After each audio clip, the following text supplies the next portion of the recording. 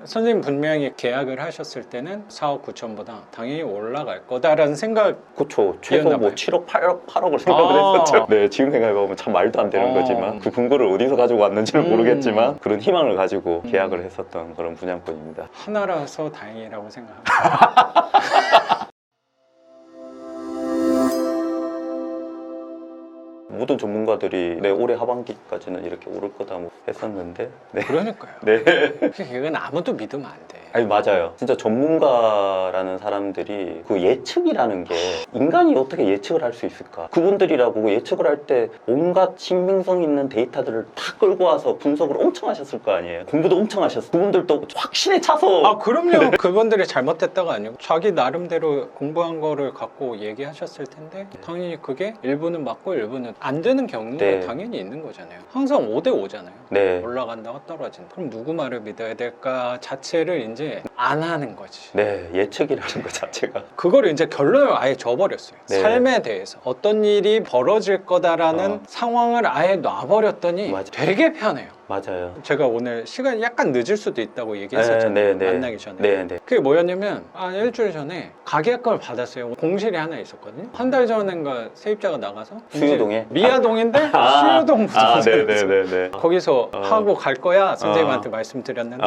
어제 전화 와서 가계약금 포기하고 그래요? 안 한다는 거예요. 사실 가계약금은 돈의 액수를 떠나서 네. 득을 본 건 분명히 있는데 네. 공실이 더 길어지는 게 사실 우리는 불편하잖아요. 그쵸, 선생님도 그쵸. 이제 공실이 생겼으니까 그렇죠. 가계약금 20만 원 벌었으니까 네, 이거 네. 좋은 일이다라고 생각하고 한편으로는 약간 허전하죠. 그리고 공실이 또 언제까지 그쵸. 될지 모르니까. 그리고 네. 추운 겨울인데 네. 겨울일 때 공실이면 또 불편하잖아요. 괜히 보일러, 네, 동파, 빈집일 네, 때 네. 그 걱정이 있는데 갑자기 선생님 만나기 전에 2시간 전인가? 딴 사람이 그냥 직거래로 보고 외국인이었어요. 근데 한국말을 거의 못하는 거야 또. 통화를 하신 거예요? 네, 오. 그래서 막 영어 뭐 제가 잘 못하지만 영어도 잘 못하셔. 어떻게 신분증을 받았는데 몽골 분이셔서 뭐 영어, 중국어도 못하지. 구글 번역기로 막 왔다 갔다 해가지고 아직 계약서를 안 썼으니까 네. 10만 원만 보내달라. 그러면 이때는 빨리 가야 되거든요. 그래서 제가 선생님 약속을 좀 미룰까도 했었어요. 그러니까. 저는 항상 우선순위 좀 있거든요.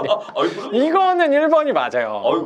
선생님도 중요한 분이지만 이거 100만 원 받으러 가는 게 좀 중요하다고 생각도 사실 있어서. 근데 이분이 좀 잘못 알아들었나 봐요. 100만 원을 보내셨더라고요. 그래서 일단 돈 받았잖아요. 그럼 계약서는 좀 나중에 써도 되겠다. 그래서 선생님을 먼저 만나고 좀 늦게 가도 되겠다라고 생각하게 됐거든요. 그래서 자연스럽게 또 마음을 놨더니 계약서는 안 썼지만 이거는 네. 파기되기 쉽지 않거든요. 100만 원 받았기 그럼요. 때문에. 100만 원, 20만 원, 100만 10만 원 원짜리는 가끔 파기가 되는데 100만 어. 원 받았으면 파기가 될 확률이 낮으니까 계획대로 선생님을 만나게 된 거. 이런 부분이라고 생각해요. 이 사람은 계약을 확신하잖아요? 안 되는 경우가 분명히 있잖아요. 네. 그랬을 때 오는 이 스트레스가 꽤 큰 것 같아요. 이 투자법이 전 되게 마음에 드는 게 뭐냐면 이거에 대해서 예측을 하는 게 아니고 그 상황이 왔을 때 어떻게 대응을 할까를 항상 생각하는 것 같아요. 예를 들어서 뭐 시간 약속을 잡는 것도 저는 되게 비슷한 것 같아요. 선생님하고 3시에 만나자고 했는데 선생님 진짜 딱 정확히 3시에 칼같이 오셔서 놀라긴 했는데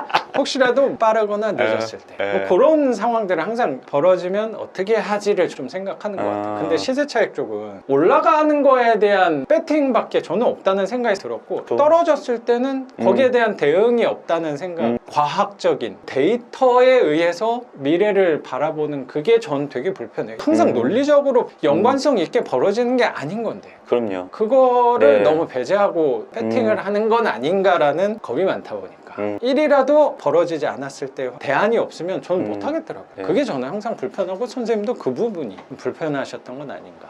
저도 사실 예전에는 시세 차익에 대해서 공부를 많이 하다 보니까 선생님같이 똑똑한 사람이 이렇게 막 공부했으면 그게 답이 다 나와야 되는 건데 사실 어떻게 보면. 그리고 되게 맹신을 했었죠. 맹신을 하다 보니까 그 맞아요. 청라의 오피스텔도 제가 분양권 투자를 하게 된 건데 맹신을 했었는데 이번에 뼈저리게 느끼면서 보게 된 거죠. 하찮은 인간이 뭔가 예측을 한다는 한다는 게 얼마나 어리석은 일인가. 그거를 항상 받아들이는 게 제일 중요하다고 생각해요. 네. 아, 나도 틀릴 수 있다, 잘못 판단할 수 있다를 항상 받아들여야 되는데 어쩌면 전문가라고 하는 네. 사람들은 자기 말이 무조건 맞는다, 이렇게 갈 거다. 본인 책임을 사실 지지 않으니까 내 네. 돈만 묶이는 거니까. 아까 오피스텔 네네네네. 분야 그 동생이 강력하게 이제 추천을 해서 되게 좋은 동네니까. 거의 그럼요. 올해 한국 시리즈에서 신세계가 우승을 했잖아요. 그 오피스텔 바로 옆에 전용구장을 짓겠다고 한 그 와. 오피스텔이거든요. 그래서 선생님 거에는 호재네요.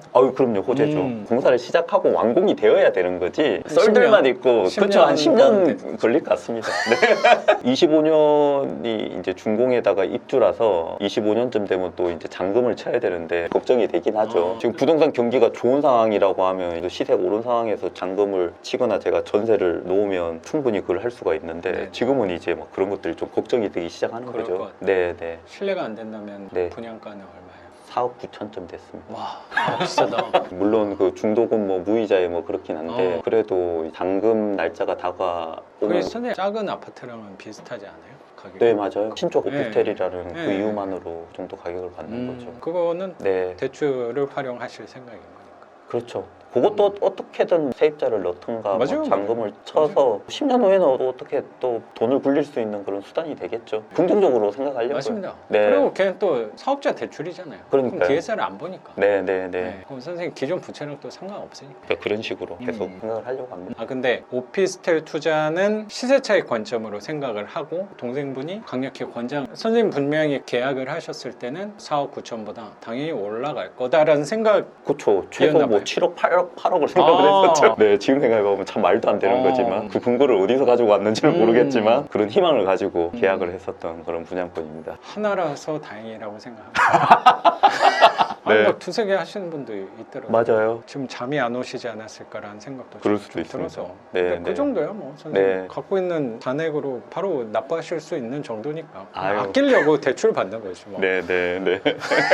그래서 네. 시세 차익은 네. 지금 부동산 경기가 떨어지고 하니까 좀 불편하다. 그렇죠. 불편함이 있죠. 네. 선생님 어떻게 생각하실지 모르겠지만 저희 월세 투자랑 그 시세 차익형 이른바 갭 투자 완전히 별개라고 생각이 들지는 않거든요. 시세 차익이 잘 나오는 그리고 갭 투자가 많이 되는 그런 지역들이 보면 월세도 잘 받는 것 같아요. 높은 월세도 유지가 당연하죠. 되고 있는. 그래서 저는 공부를 하면 할수록 이게 완전히 다르지는 않다. 언젠가는 또 만나기도 하고 시장이 안 좋으면 또 반대의 길을 가기도 하는데 시장이 다시 좋아지면 또 만나면서 크로스 되기도 하고 완전히 별개라고 생각이 들지는 않아서 나중에 시장이 달라지면 다시 한두 개 정도는 할 수는 있겠지만 아, 저도 나쁜 투자라고 생각하지는 않아요. 네. 기본적으로는 현금 여러명 투자, 월세 투자를 쫙 빨면서 가야 되는 거죠. 아, 제가 시세 차익에 대해서 되게 부정적으로 들리셨을지 혹시 모르겠는데 아유, 네. 그랬다기보다는 네. 시세 차익인 우리한테